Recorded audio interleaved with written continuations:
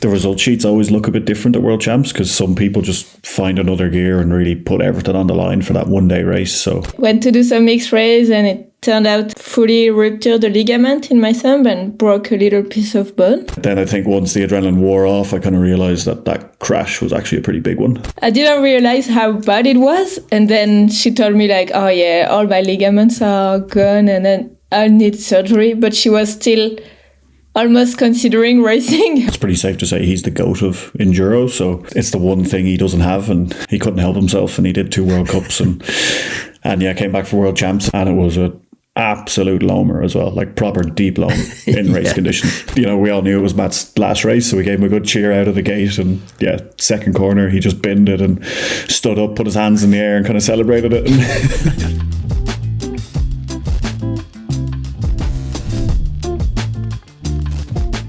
All right, we're back with the Enduro crew and we've got a couple of races to talk about, the final round in Morillon and World Champs.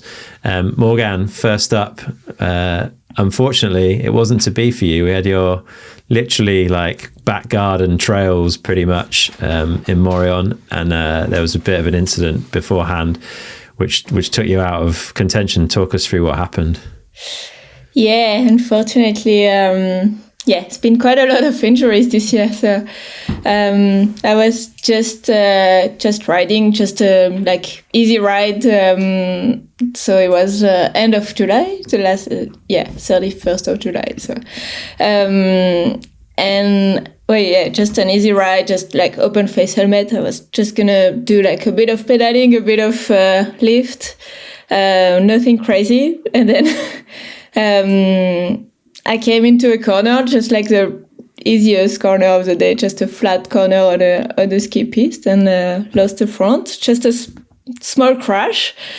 And I was like kind of bleeding everywhere. I was like, oh, what have I done? And then my thumb started to feel a bit weird, and I was like, oh, maybe I've done something here.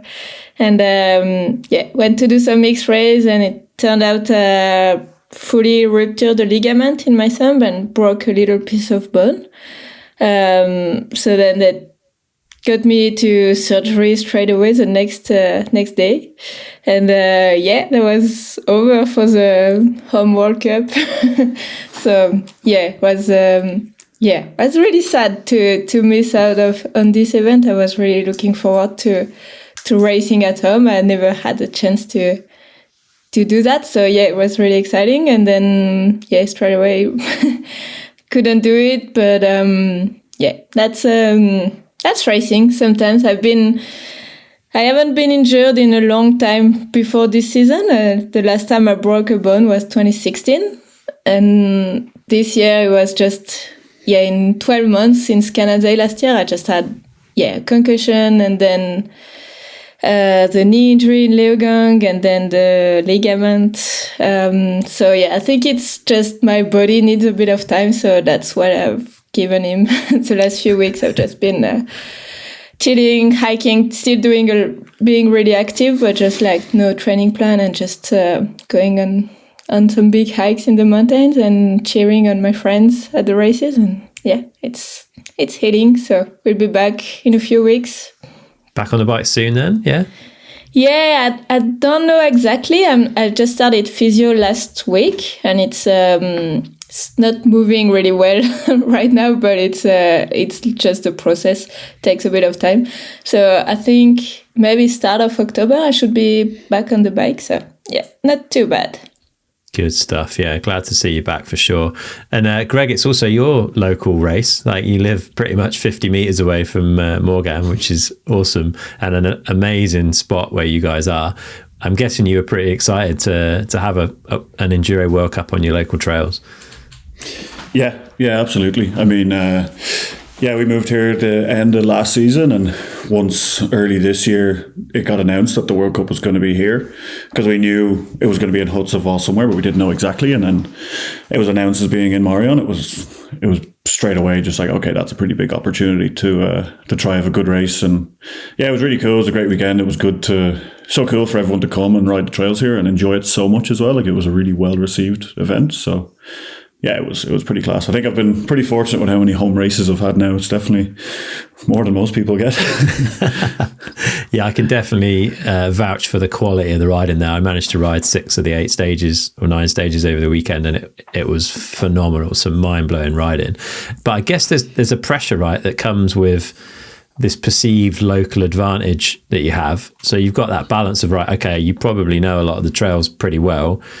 There's a pressure to perform there because of that. And also, I'm guessing the trails change, right?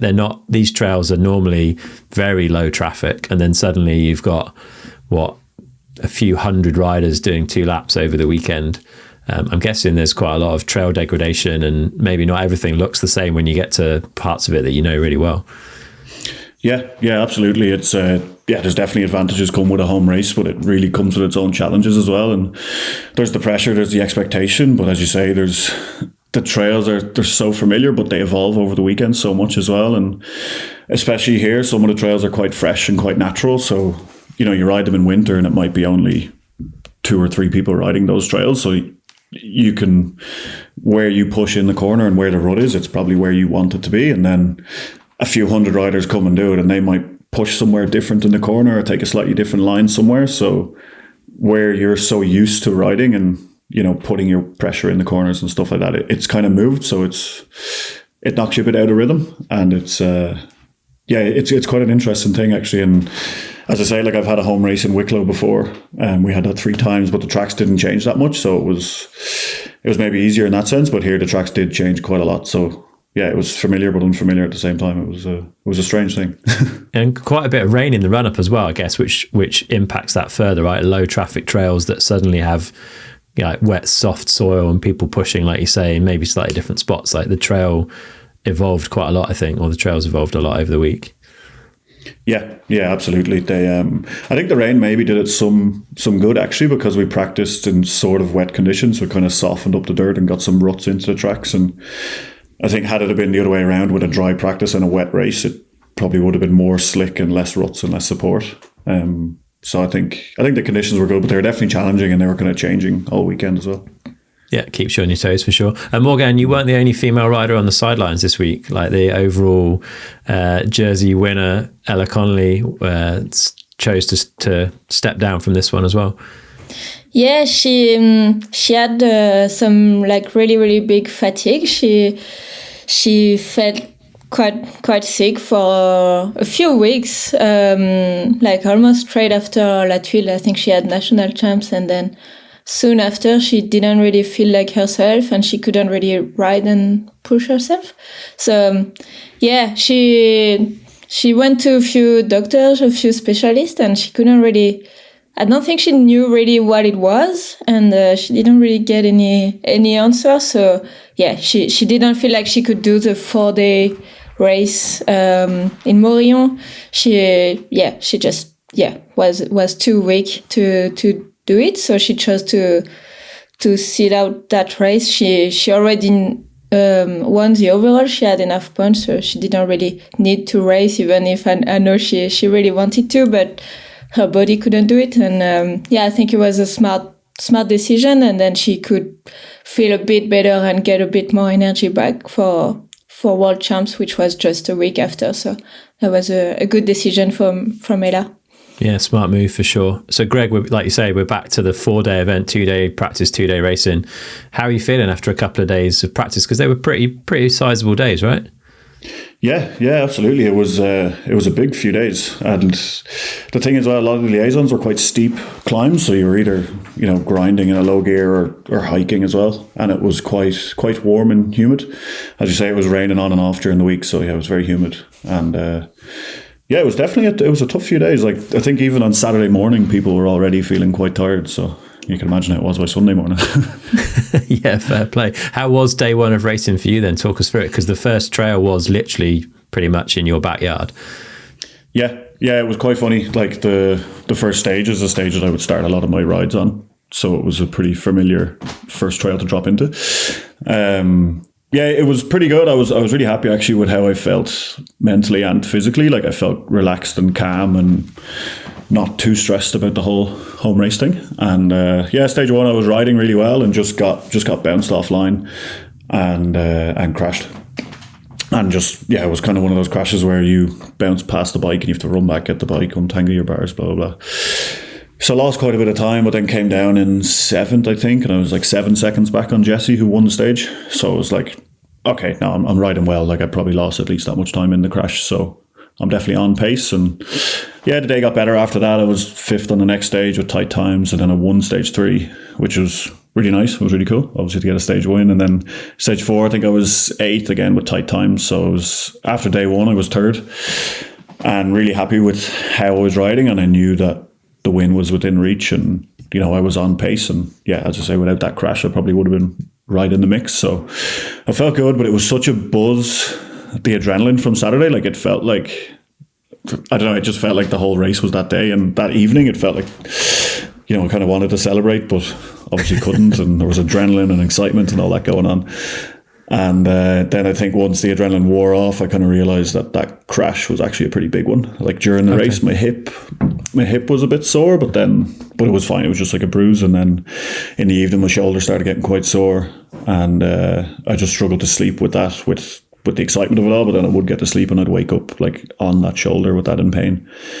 So basically, Sunday morning, I was just pretty drained. I think I slept like 4 or 5 hours, and just didn't have the gas, the extra few percent that you need on Sunday. So stage 5 was really, really hard one, actually. It was really like the first 5 corners were just blown out routes to nowhere and really treacherous. And we'd seen someone who'd been watching had shown us some videos of people just crashing in those corners. So it was such a weird way to start the day, knowing you needed to be careful, and I kind of struggled then to snap back out of that for the rest of the stage. So I lost quite a lot of time on that first one, and then by the end of the day, slipped back to 6th, which obviously it's not what I was dreaming of, when I finished up on Saturday evening, but still have to be happy. It was still cool to get a stage win and be in the mix. And it was such an enjoyable weekend as well. It was good weather for the race. There was good crowds. The tracks were some of the best we've had in a long time. There was a lot of new stuff they'd put in, and it was running class for the race. So happy, but definitely wanting more, I would say. Yeah, fair. Stage 6 seems to have been a highlight for a lot of riders. It was built by Romain Paulin, aka Paulette, who built the Leogang World Cup track as well. And having had the chance to ride it on Sunday, it's fair to say he did a really good job on that, Greg?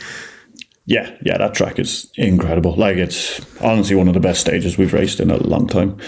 It just steep, pretty natural, but with some building going on and really using the terrain well. And it was a absolute loamer as well, proper deep loam in race conditions. That was so good. And pretty cool to have, us living locally, that we've gained that trail now, because that was built just for the race. So it's pretty cool when a race comes and leaves something new behind, Yeah, definitely impressive stuff. And Morgane, I got to see Simona ride in the flesh properly for the first time over this weekend, and you can definitely see her all in style. There's a bit of the Jessie Melamed about her, eh? It's so good to watch. Yeah, she's really, really impressive to watch. She's just pushing the limits all the time, and she's just going for it, and she's good. Yeah, so much energy. She's always even on the bike or out of the bike, she's always really full on. So I think she struggled a little bit. She was still on the podium, but that's to say what her goal is. She really wants to be in the front now. She won a race earlier this year, so she said she couldn't really find the limit between going fast and having some maybe issues, small crashes, or going out of the track, or just not going fast enough for what she wants. So I think but it's just part of the learning of the racing process. So she's just right in there, learning so much this year, I think. And she's still so positive, always smiling. So it was cool to see. Yeah, and super good friends with Winnie Goldsberry, who's been having a good season up to this point, but unfortunately wasn't racing after falling down the stairs in their accommodation and tearing the ligaments in her ankle. I think because they'd realised Simona was staying next door, and she was running down to see Simona, and blew her ankle out, which is a real shame. But she was still hobbling around the pits with a smile on her face, which is good to see.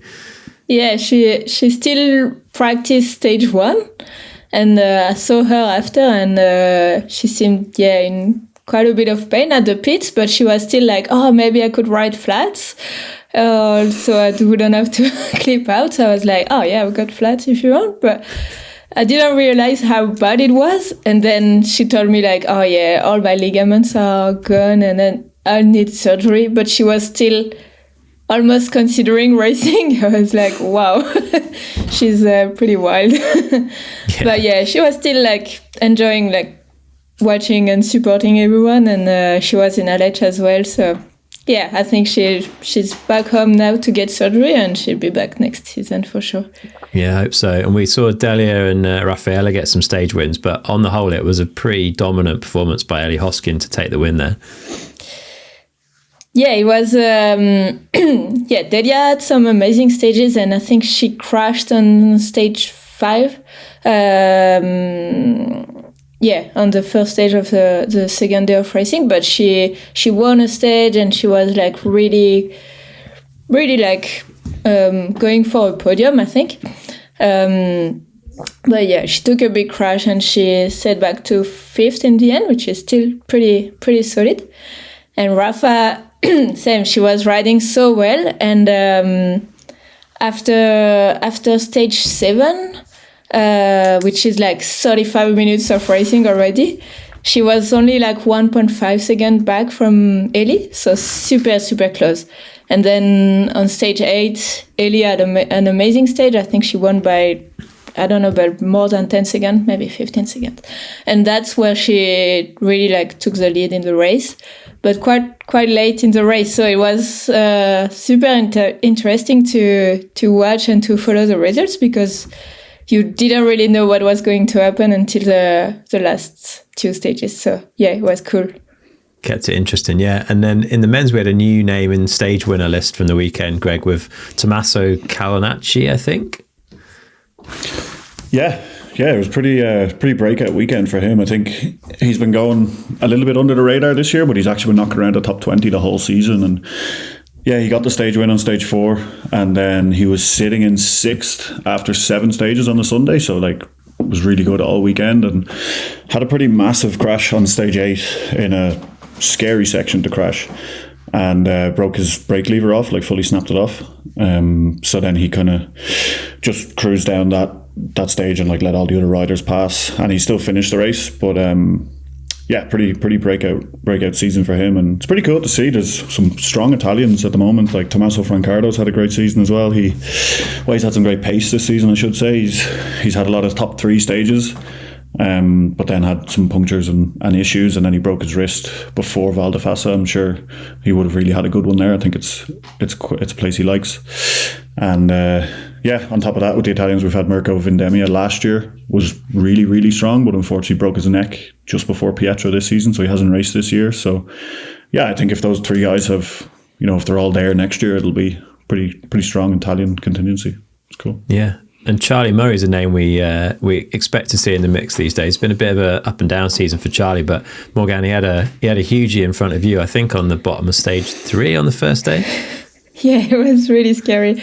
I just saw him coming, so I ran to cheer on him, and then he just had this massive crash. I think it was like a natural like little jump, and then his front wheel landed on a rock that was hidden in the grass, and yeah, he just like flew out of the track, and still like got back, took his bike, ran to the finish, because he was only like 10 meters, tried to jump on his bike, and then he almost crashed again because his seat post was up. So yeah, it was a really big one. And then so he sat down a little bit after the finish to like get his mind back and just like to breathe a little bit after the crash. I went to see him, and he felt fine, like it was a big impact, but he wasn't injured. So he sat down for a few minutes, and then when he gets back on the bike, he realized he had a puncture, and he didn't realize, well, no one saw it. And he was actually really tight, because the next stage was just like a few minutes after, because it was not a long climb after. It was like almost like straight from the finish of stage 3 to stage 4.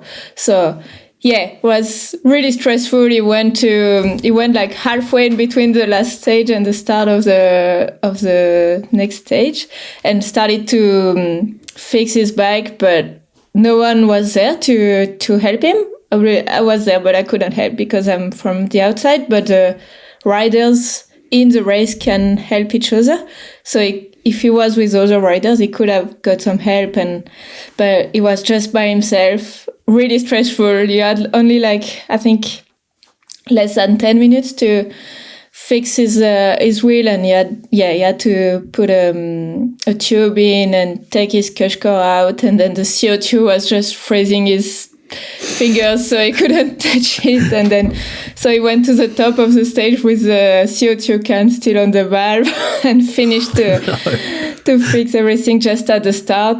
And I think he asked Slav to put his cush core on his shoulder before the start, and then he just had to do the last stage of the day like this, because you can't leave anything on the course if you're not in the pits. So yeah, he had to finish with the rim protector on his back. So, but I'm so glad he made it to the stage. It was really stressful, and he just stayed calm. It was really impressive to watch. It was really, really impressive.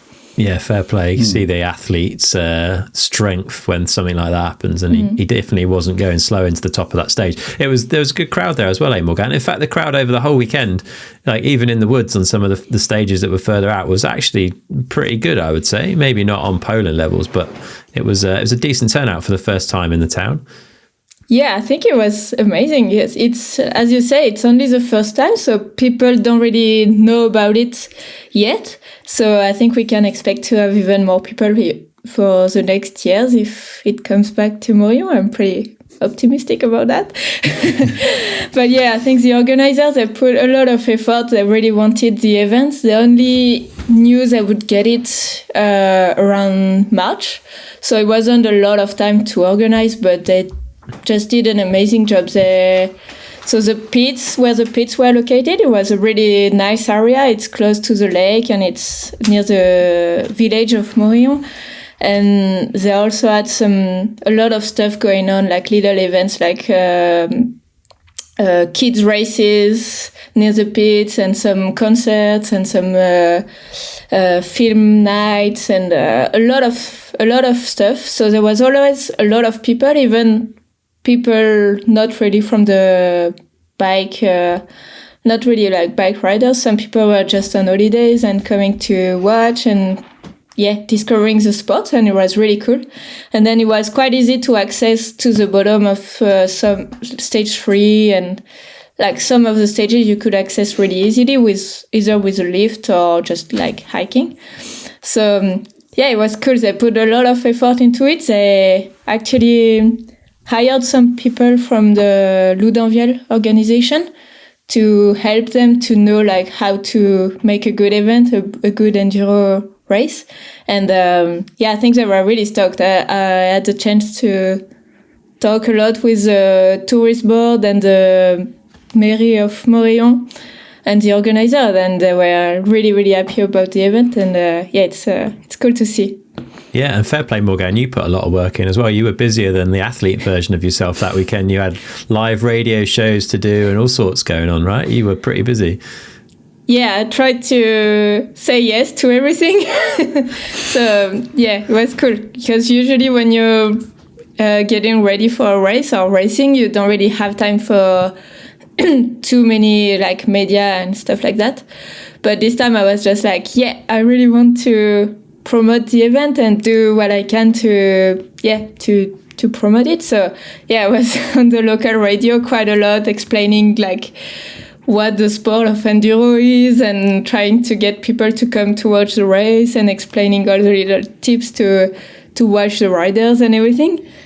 So I was also doing some videos with Vojo.mag, which is a French website, and some social media for the Morillon Bike Park account. So it it was good. I was really busy and I was trying to go watch all the stages in practice and then for the race as well. So yeah, I was running around and driving because I couldn't ride. So I was driving to some of the stages and no, it was really cool and it was really impressive to watch the riders. They were really had the opportunity, so I tried to see the positive even if I wanted to race, but I was still like, it was cool to watch and super impressive. I watched some really different sections, from some really technical ones, some fast sections, and some big uphills in stages as well.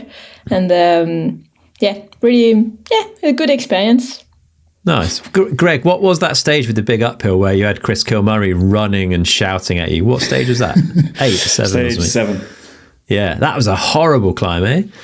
Yeah, it was. It was a pretty short stage as well. Like you had a real steep section. I think people probably saw quite a lot of videos of just a really steep section. And was steep, to be fair. Yeah, it was probably like a 40-second fire road sprint, maybe a bit more. But the thing as well was that like after the fire road, the trail stayed flat for a bit, and then it went downhill a bit, and then it went flat again. So it was, you really had to bury yourself on that one. And again, it was stage 7, so you're already pretty deep in the weekend. Yeah, fair play. Helpful having your coach shouting at you the whole way up it. Yeah, to be fair, I could hear someone behind me, but I didn't know it was him. But anytime you see people, you have to give it the extra, don't you? Give it the beans, yeah, fair play. And we had a stage win from Elliot Jameson on 7 as well, which is cool. Elliot's been having a good year so far. Yeah, that was really cool because he had, I think, 2 second-place stages in Canazay, and then he got a stage win in the Tweel. And he's a beast up and down. He's just... Yeah, he's a hell of an athlete and a rider. So, it was really cool to see him get a win, and no surprise that it was on a physical stage as well. Yeah, and it was looking like it was going to be a good weekend for Jesse Melamed. And it wasn't a bad weekend, but his all-in style left him hugging a few trees at the end of it, and it wasn't quite to be. But I think he's a no-regrets kind of guy, right? Yeah, we were kind of joking because I rode around with Jesse for the weekend, and we were kind of joking that he was back to his old self of like stage 1, he crashed, but he won the stage. And like... That's classic Jesse, where he used to, he'd come down, win a stage, but be like, I had a huge crash. And you're just like, what? So, he was definitely finding the limits, which he's very good at doing. And he had a few crashes, but I think he was happy with his race overall. And he definitely had a really good weekend. And he gave us a bit of a scare. Well, I guess the timing people gave us a bit of a scare in stage 8 because he actually got held in the start because there was a couple of dogs on track. So, so before I dropped in, like the marshals were talking about dogs and we were like, oh, is it okay? Is it not okay? And they were like, yeah, it's fine. And then like we raced the stage as normal and came down, and Alex came down, and then Jesse was the last guy down. He didn't arrive, and it was like, oh no, like, because I knew the race was close with him and Alex, and he had kind of marked stage 8 as like, this is the stage today that I'm going to attack and like really go hard on. And then he didn't arrive. It was like, he's maybe had a big one, but he came down like 5 minutes late and was just like, oh yeah, no worries. They just held me in the start because there was dogs on the track. And he actually won the stage and brought himself a bit closer to Alex as well. Fair play. But it was Alex Rideau in the end that took it after, again, a mixed year program for him. Yeah. He's only done select races this year, select World Cups. And I guess... it was his last race with the rainbow jersey, or at least until trying to defend it in Aletsch, and a French race as well. So I guess it was a one that he had marked as a pretty big target for the season. And he showed that he had good form coming into World Champs, and he got the win. So fair play to him. Yeah, so Alex from Jesse in second, and then Leif Rogers in third. And an awesome result from Leif. We were stood next to who I assume must be his mum in the grass turns at the bottom of the final stage. And it's fair to say she was quite excited about the whole thing. But super cool to see Leif coming through. Yeah, so cool. Like Leif he's one of the nicest guys, and he's such a good rider, and he's so strong as well. Like he used to race cyclocross World Cups and cross country World Cups, and he's definitely got that engine, but he's transitioned over to Enduro the last 2 or 3 years. And the progress he's made has been incredible. And this season, early, he got a top 10 in Ludenville, and it felt like a breakout result for him. But then, he went even better in Morillon, which was really cool to see. And he's just such a nice guy, and he deserves it. And hopefully guys like him, they can get the support for next year to carry on that kind of form. Definitely, let's hope so. And then in the women's, Morgane, it was Ellie, Rafaela Richter, Simona Kuchenkova, like names that at the start of the season for a lot of us were kind of quite new names, are now becoming established and you know, doing this week in, week out, which is really cool, eh? Yeah, for sure. It's a lot of young riders as well.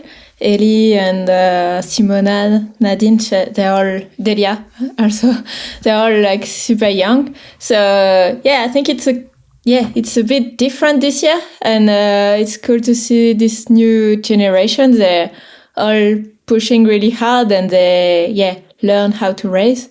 And I actually did some geek stats from some of the races this year to see. So I compared the percentage for the women's win compared to the men's win for this year and last year.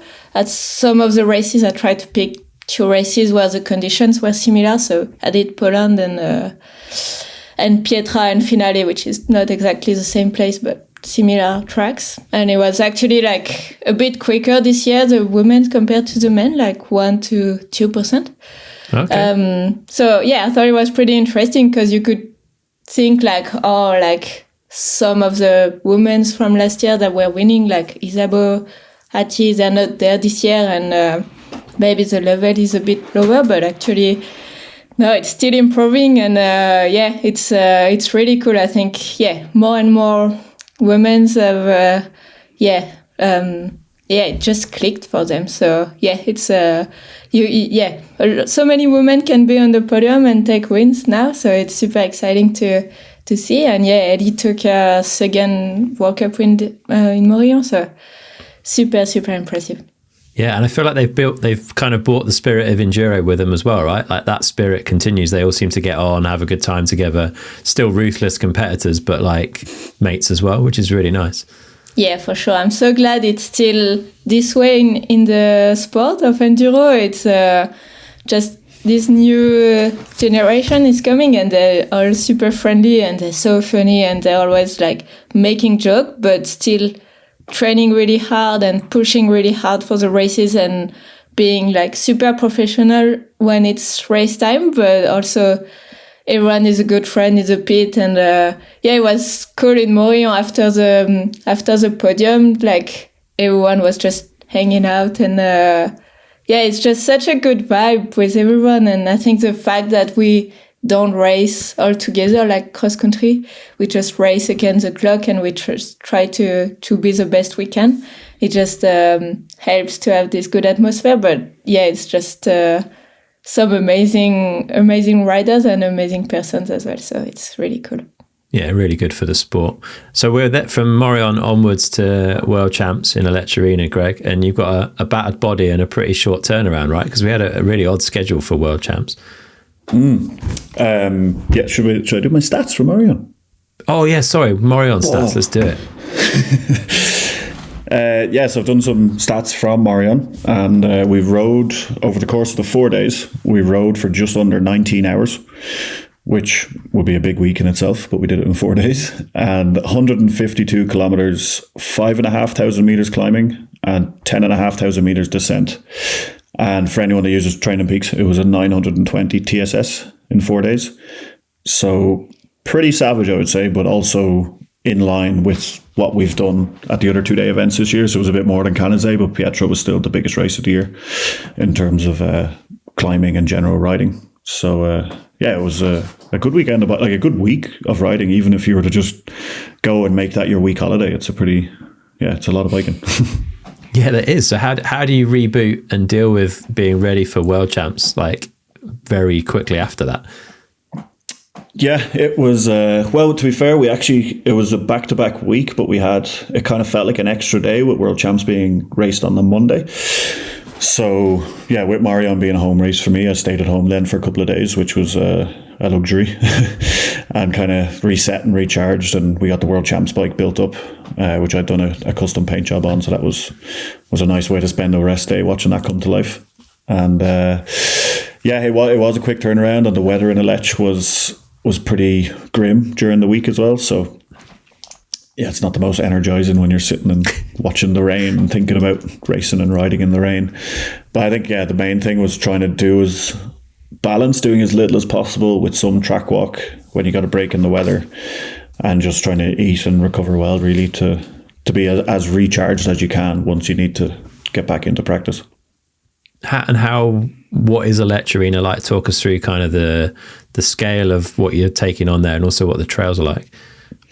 Yeah. So it's big mountains, really big mountains. It's high altitude, like stage 2, I think is the highest stage, and that starts up at 2,600 meters, I think. So the air's pretty thin up there, and it takes it out of you. Anything you're doing at that altitude is really taking a lot of energy out of you. The trails themselves, they're very alpine. It was really a mix of, we had some machine built trails, which were generally more flat and more you had to work for your speed. Because they're obviously built for public and not to be too steep and dangerous. And then there's a lot of natural stuff, which was raw, natural, alpine, like that stage 2 Glaciera, which is the famous stage close to Glacier. Like, it's so hard to race because there's just so many rocks, and most of the gnarliest rock gardens are behind a blind crest.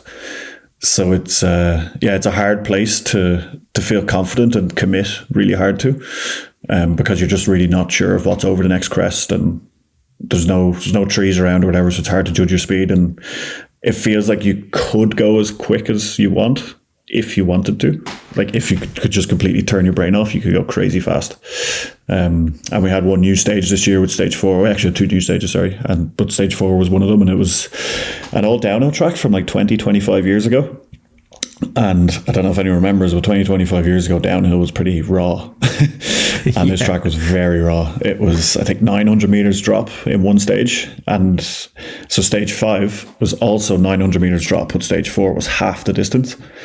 Whoa. So it was steep and really natural, and just long straights into, corners that maybe wouldn't be super well supported or built up. They were pretty natural. So yeah, again, it felt like if you let off the brakes, you could just go so fast. But then there was always roots and rocks and things that made you not want to go too fast. So it was a really tricky one. It was tricky to judge the speed, and you for me anyway, in the race, like, I always felt like I was either going too slow or going too fast and would make a mistake and crash or something.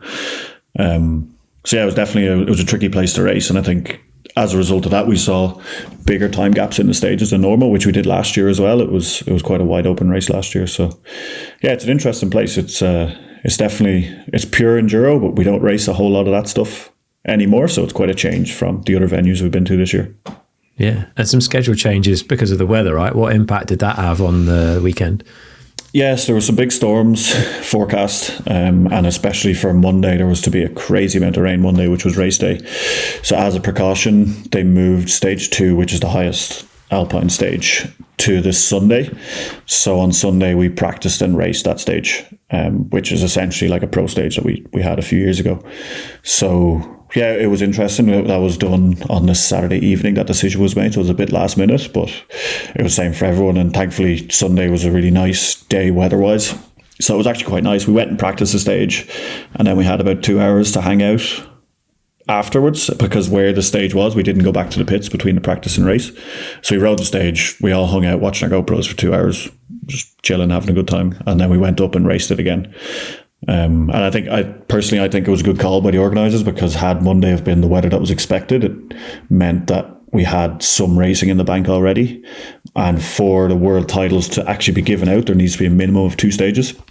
Okay. And one of the issues in that area is, because it's so high alpine, the main way to evacuate any injured riders is with a helicopter. So if the weather's bad, the helicopter can't fly, the race can't happen. So there was one other stage 6, can be run without a helicopter because the access is better. So the organisers were just covering themselves by racing that stage on a Sunday. It meant at a minimum we could race stage 6 on the Monday, and then we'd do enough racing that the World Championships would be valid and they could give out the jerseys. So yeah, it was it wasn't an easy decision for them to make, but I think it was the right one in the end. Yeah, fair play. And Morgane, we had some women returning for World Champs. So Hattie was fresh back off the, I think, scaphoid injury. I saw her briefly in Leogang, and I think even she was baffled by quite how quickly that recovery had gone and the fact that she seemed to be able to ride okay. So it's cool to have Hattie back. Melanie Pujan was there, and then Ella Connolly as well, like took that rest over Morillon and managed to get enough energy in the tank, I guess, to have a crack at World Champs. Yeah, it was pretty much a full women's field, so it was really cool. It was exciting to know who would get the World Champs. Like I said, like it's so tight this year. So pretty cool to see everyone back. I think Ella, she wasn't sure still in practice. She wasn't feeling amazing, but she managed to get enough energy for 1 or 2 days of racing to be really like competitive, really good. So yeah. And it was Ellie Hoskin though that seemed to just be that little cut above, right? She took the vast majority of the stage wins over the weekend. Yeah, she did, but it was super tight. Actually, the top 4 of the women, they're all within 10 seconds. So Hattie is in fourth at 9 seconds back after, I think, 35 minutes of racing. So it was super close, and because I think of the conditions as well, some women had some really good stages, and then they lost quite a bit of time on some of the stages, and then it would always change like who was in the lead. I think Ellie, she had a lot of really good stages, but she lost a lot of time on stage 4, which is a really long one that Greg was talking about. And then Ella, she had some amazing stages, and then she lost quite a bit of time on stage, so the first stage of the Monday, which is now stage 1. I think she catched up the rider in front of her, and she couldn't get past, and yeah, she got a front puncture during that stage. So she lost a lot of time there. And then she was really close to Ellie before the last stage, and I think she was in front, but like it was super tight between Ellie and Ella, and she crashed in one of the last corners on the last stage. So yeah, it was a really eventful, really good race to follow. Melanie was also, she ended up 6 seconds back, so in third. But only 6 seconds back from the win. So yeah, like anything could happen until the last stage, and the last stage, because it's a tough last stage. It's like quite hard to get the speed, and it's also like fast in some places, but like really tech as well. So a lot of there was quite a bit of time difference on that one, I feel like. So a lot of things changed just on the last stage. Yeah, but cool to see another set of World Champ stripes. Only the second year we've had it, so it's cool to see that becoming a regular thing now for Enduro, right? Yeah, for sure. World Champs, it's so special, and it's just so special to ride with your national jersey and to be part of the national team for a race. And everyone makes some little like different stuff, like some bike paint jobs or some like really, it feels a bit different, and it's that rainbow jersey, it's just pretty magical. It's everyone knows it, everyone knows what it means, and it's just the best rider on that day, and it's really impressive that Ellie could manage to get it so young. So yeah. Congrats to Ellie. Greg, take us through the men's. Richie Rude obviously has been more focused on the downhill side of things this season, but obviously was hungry for the stripes after missing out on them last year. So came back for this event, and obviously went well, but it was a battle, I think. Yeah, for sure. It was. I think it was probably quite a big target for Richie this year. Obviously, having not won the World Champs last year, and I think it's pretty safe to say he's the GOAT of Enduro. So I think it's the one thing he doesn't have, and he wanted to get it. So yeah, it was cool to see him this year, because he fully made the switch to downhill, but he couldn't help himself, and he did 2 World Cups and came back for World Champs as well. And yeah, it was proper battle, and it was such a, like, before the race it was so hard to know who would do well, because you know that some people have really targeted that race, like Richie, Slav, Alex, Jesse obviously wanted a good one as well, and then there's always outliers at World Champs as well, and it's such an interesting race for that. Like, the result sheets always look a bit different at World Champs because some people just find another gear and really put everything on the line for that one day race. So yeah, it was an exciting race to follow for sure. I think Slav obviously having dominated this season the World Cups, he was, in my eyes, he was the guy to beat, and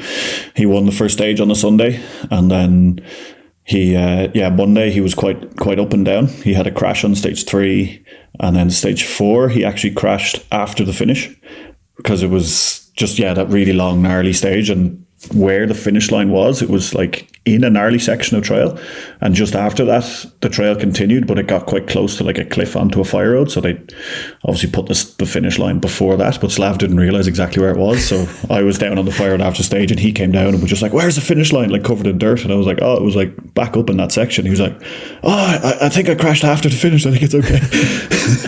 So he obviously just kept on pinning it. So Slav and Richie were on one all day, and Richie, I think he must have seen the times during Taz and stage 5. He really opened it up, he hit turbo, and Slav had a lead before that, but Richie brought it back to like 0.09 or something, basically nothing.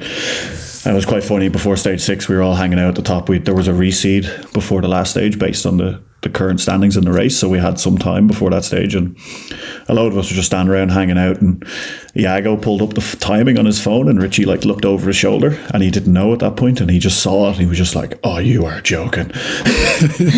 You can see he just realised like, oh no, we've a job on here, and it was quite funny. And then we were all kind of watching the GoPros with them, trying to see which lines would be wet, which lines would be dry, which would be blown out, and it was quite an exciting finale, to say the least. So Richie came down into the hot seat with a really strong time on the stage, and you could see he kind of knew he had a good run, and he knew he'd done what he could. And then we waited for Slav to come down, and he came down in second, 2.5 seconds back, so Richie got the win. And it was cool to see how much it meant to Richie. Like you could tell he really, really wanted it. And interestingly, Slav actually, so there was a neutral zone on the last stage because it crossed a train track. So they put a section in the stage where the timing is paused, essentially, and then you have a maximum amount of time to get through that section, and it's taking into account if you get held up by a train. And Charlie actually got held up by a train, but had enough time to stop, wait for the train, and then carry on. But just before the neutral zone, Slav actually crashed in like 2 corners before it. So, that was, in the end, that was the decider, it seems. Which, plenty of drama. And there was a live feed for that stage as well, which was really cool to see. There was a big crowd at the finish line watching it. And it's always so cool it's interesting. Like, for me, I've raced with these guys for so many years, but we don't actually see each other ride that much. So it was quite interesting to be at the bottom and getting to watch like Richie and Slav and Charlie and everyone just absolutely send it down the last stage. And it's pretty cool to see how hard everyone is going, and to see the different riding styles and stuff too, because we're so accustomed to seeing that in downhill. We know what like Bruni looks like, we know what Ronan looks like, and it's cool to see that on the enduro side, and hopefully we can get some more of that. Yeah, it would be cool to see more of that going on. And Elliot Jameson in third, right? Continuing a good season for Elliot.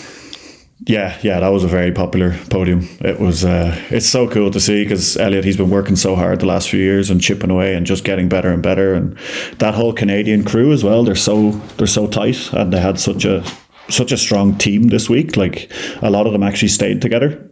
So you had that Commonsal Canada team, and then the Harrow boys, they all stayed in the same accommodation, and then Jesse would come and visit, and they would all kind of debrief after the day and watch their GoPros and plan their tactics and everything. And it was. It felt like a team effort to get that podium, and it's really, really cool for Elliot, and pretty nice to see. And then, funnily enough, he's actually, talk about a power couple. He's gone to the UK now to watch his girlfriend playing in the Rugby World Cup for Canada, and they're favourites to be in the final for that. So the two of them are doing good things. Not a bad year. And then Alex Rudeau in fourth, and another Tommaso Francado in fifth, another name that I hadn't heard of before that result. Yeah, Tommaso Francado again having a great season on the Ancelotti, and every time you see him on track, he just looks so pinned. He's so committed and quite loose. and good to watch. And yeah, I think for Alex it was I think, you know, he obviously wanted to win this race. He's the defending world champion. He wanted to defend his stripes, but I think, like, looking back at this race last year, I don't think it was his strongest. I think, you know, he likes it when it's more steep and technical, and there's quite a lot of physicality in Aletsch. So I think fourth was in my eyes, was a good result for him. But yeah, he obviously wanted more. It's world champs. It's win it or bin it, isn't it? So yeah. Yeah, fair play. And 26th for you on the day, Greg. Like, how do you reflect on that? I'm guessing you were a bit battered from the week before. Yeah, it was a bit battered from the week before, a bit tired from the season in general, I would say. And I think mainly just struggled to feel comfortable and confident on the trails. It was my worst race in 2024 as well. These kind of alpine trails are quite unfamiliar for me. And yeah, it's I just struggled to commit on the day, really. And it's, yeah, when it's world champs and there's so many people, as I say, that are raising their game for that race, it's, if you're on the back foot at all, you pretty quickly fall down the result sheet. So yeah, we're racing a World Cup there next year, so I need to go ride some more goat trails, some more hiking trails, and get more comfortable on those narrow little single tracks. Fair play. And we've got a couple of retirees that I'm aware of from the end of this season. First one, Morgane, is one of your teammates, Matt Walker, who's off to be a commercial helicopter pilot, I believe. Yeah, I think so. I don't think it's set for sure what he wants to do, but yeah, I think he's pretty keen to get his helicopter license and maybe do some coaching as well, some maybe online coaching. It's one of his ideas, but I'm sure he's full of resources, and I'm sure he will find a lot of interesting stuff to do. So yeah, I'm not worried about it. Yeah, he had an amazing career with mountain bike racing downhill and then racing enduro, getting a World Cup win 2 or 3 years ago, 2 years in Canada. So yeah, he's such a strong and powerful rider. He got a bit unlucky in Aletsch. He crashed in maybe the first corner of the first stage on Sunday, and yeah, his bars were like, yeah, I don't know. He couldn't really go down. He had a slow puncture, I think, from the crash. So yeah, he couldn't really have an amazing race to finish. But yeah, he's such an amazing rider. To be fair, he didn't seem too upset about that crash. We were all preparing for stage one, and you know, we all knew it was Matt's last race, so we gave him a good cheer out of the gate. And yeah, second corner, he just binned it and stood up, put his hands in the air, and kind of celebrated it, and then carried on. So yeah, I think he was enjoying his last dance from the get go. Anyway, yeah, good man, sure. As he should. Fair play. Yeah. And Texie as well, Greg, stepping away from full-time EDR racing. Yeah, it'll be sad to see him go. He's obviously such a character and such a great guy to have around the pits. I think something really cool though is that, which he was talking about, was that, you know, when he started racing EWS, he was the only German rider, and certainly the only German rider getting good results.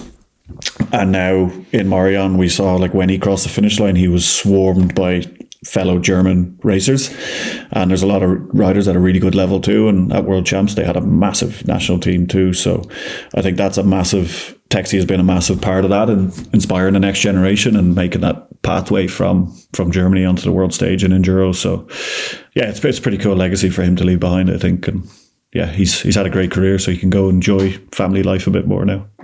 He has, for sure. Good stuff. Morgane, I'm interested in thoughts on the difference between the coverage. So World Champs obviously is a UCI event, not a Warner Brothers event, and it was covered fairly differently, I guess. Like, any thoughts on comparisons between the two?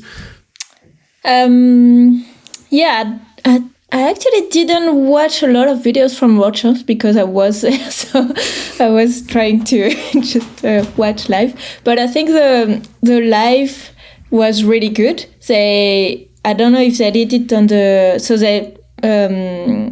there was a live on YouTube, and also at the event there was like a little recap and some interviews from the day, or like on the big screen before. Yeah, on the big screen. Cool. Yeah. So I think that's such a great format, and I think that's what would work so well for enduro, is doing like a recap from the race so far and then a live on the last stage.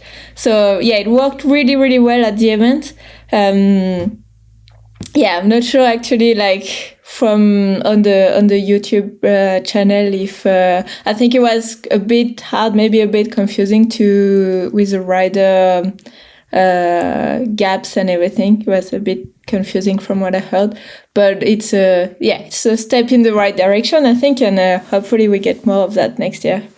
Yeah, I think that like the presentation of the final stage is definitely something that is super important, right? Because that's the most exciting element of the weekend if you're there as a fan. So having that information as to exactly what's going on and what to expect as riders are coming down and being able to see some of that run is not easy to do, but obviously doable. So that's pretty cool. And we've got Grit and Glory coming up, the Warner Brothers like Drive to Survive version of Enduro World Cup, and I believe it's going to be free to air on YouTube at some point, and maybe released slightly earlier on Discovery Plus or TNT Sports for the people that have that. Greg, I'm guessing you've been interviewed a bit for that. Like, are you excited to see that finally drop? Because I think, from what I understand, they delayed the release a little bit to just make sure it was as good as it could possibly be, which is a good approach.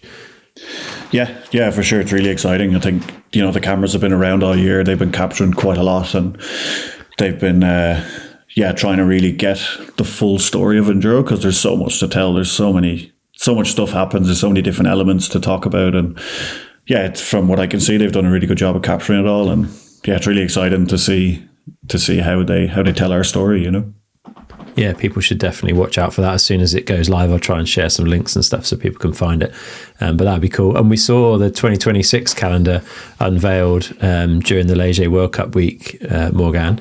We've got 6 rounds all in Europe, which for some people is definitely not a step forwards, I think. But do you think it's the right approach, given the kind of state of the industry and the level of like recovery that we're hopefully seeing in both the industry and in Enduro as a sport? Yeah, it's hard to say, because it's obviously we all want to travel and go to new places and outside of Europe, of course, like especially for people who are not based in Europe, it just makes things quite hard to have all the races in Europe. So on one side, you really want races like in different countries and different continents, but I know for sure it makes also things easy when the structures are all in Europe, and then maybe riders can like either be based in Europe or come for like a long block of racing and stay here for a bit. So it's so hard to know. I really hope for 27 just the industry and the support for Enduro is a bit better, because it's such a good sport. It's so cool to watch when you're at the races. Like, it's really, it's so amazing. It's just such a complete sport, and there is so many stories, and it's really cool. So I hope we get more support for the sport, and we can travel on new venues and different continents soon. So and then the World Champs venue for next year hasn't been announced yet, so that's quite exciting as well. Interesting. Yeah, we'll have to wait and see what that is. Greg, what's your feel for like brand support and the industry side maybe coming back a bit in 26? Do you think it's going to be a better position for Enduro for next year? I think like from a sporting side, it feels like this year has been a good step forward. Yeah, I think on the sporting side, like definitely the last 12 months or even 24 months ago, like in Châtel 2 years ago, it was pretty doom and gloom, the outlook for Enduro. We didn't know if there was a future. There was rumours that there wasn't. So I think in those last 2 years, the sport has really come forwards in terms of the quality of racing we're getting, the quality of courses, organisation, the media has gotten better. So I think everything is moving in the right direction, but we're kind of at the mercy of how the health of the industry, and the industry's having a tough time right now. So racing budgets are getting cut across all disciplines.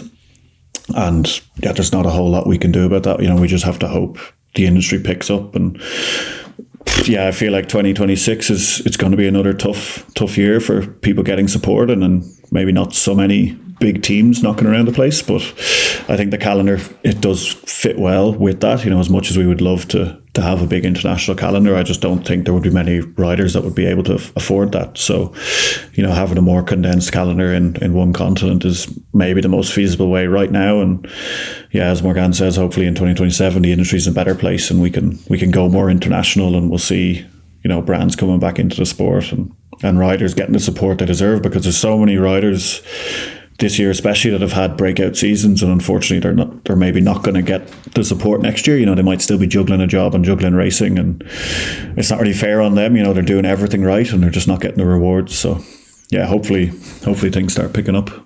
A tricky one, and we've got Haute-Savoie blocked in the calendar, as we've had the last couple of years they don't tell us where in the Haute-Savoie, but I'm guessing, Morgane, it would be fair to assume that Morillon is high on that list of places to host the EDR.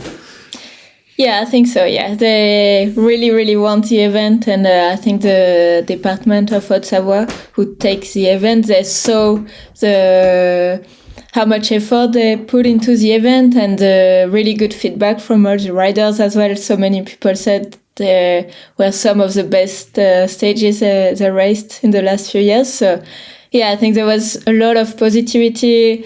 I talked with Shimano in Léger, and they said that so many people in Morillon coming to them, and they really hope it's gonna come back to Morillon. So I think it looks pretty good, and they said it was, I think, 10,000 people, spectators in Morillon, really? Which is pretty good for a first time event. And also the World Champs, Super World Champs of cycling are going to be in Haute-Savoie in 2027. So I think downhill and cross-country are confirmed in Léger, and for the Enduro, it's confirmed in the Grand Massif, which is also the area of Morillon. So it could be Morillon, Samoin, or Les Carreaux, which are all linked. But I think Morillon has done such a good job that it would make sense if it came back there, or maybe they could do the event all together and go to all the different resorts as they're connected. So we'll see, but it's super exciting. Yeah, I vote for Morillon for sure. It was an incredible spot for an enduro and some amazing trails. So I would be keen to go back. Before we wrap up, we should hear your thoughts on up and coming names for 2026. We'll start with you, Greg. Are there particular riders that you've seen out and about this year that you think we should be watching out for next year?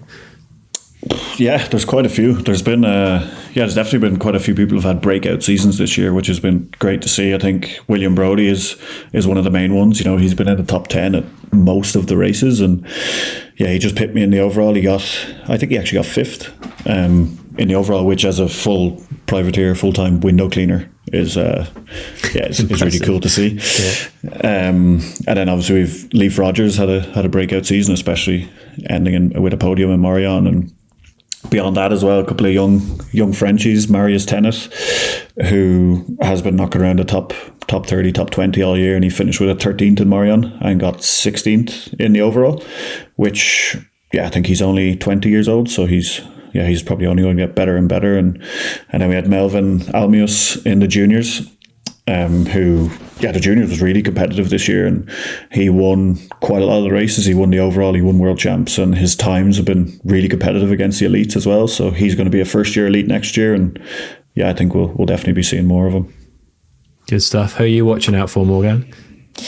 Yeah, I think in the women's, we talked a lot about them already, but all the young, like Simona, Winnie, Nadine, Ellie, they showed they can win races already. So they will be back for more next year for sure. And then also Elise Porta, which she was in junior this year. She broke her collarbone in Pietra, so first World Cup of the season. But she came back for Morillon, and she won the juniors by 4 minutes. So really, really impressive. And she, in the elite women, she would have been, I think, around 5th or 6th place. So she will be pretty in the mix, I think, next year. She also raced downhill World Champs. straight after Aletsch. So she likes to do enduro and downhill. She really likes downhill. She got 10th in the junior downhill. So yeah, it's a good comeback from a broken collarbone. And I think next year, I'm not sure if she wants to do full enduro or downhill or a bit of both, but it would be good to watch. And then Neska Lipnik from Slovenia, who won World Champs. I'm not sure if she will be elite or still junior next year, but she didn't race a lot of racing this year, but she won the race in Poland already in junior. And she's putting really, really fast times as well. So yeah, it's exciting. And then Chloe Bear and Lacey Adams from Yetis, they had an amazing season as well, like getting first and second in the overall. So yeah, it's really exciting. Yeah, exciting times. There's a bright future ahead for sure, and lots of new names coming through to keep it spicy and keep you guys on your toes. But yeah, on behalf of the fans, a massive thank you to you two for making time throughout the season to catch up on these races. I know it's I get a lot of messages from people who really appreciate that. So yeah, thanks for making time to do it. It's been fun, and it's been good to get some more of the stories and find out a bit more about what goes on at the Enduros. And hopefully we can do more of it next season. So thanks for taking part. No, thanks for having us. Thanks for letting us tell all the good stories of Enduro and giving us a platform for that. And hopefully we can do more next year. Yeah, thanks. I think we both love the sport of Enduro so much, so it's always good to talk about it and get the little stories. And it's really good.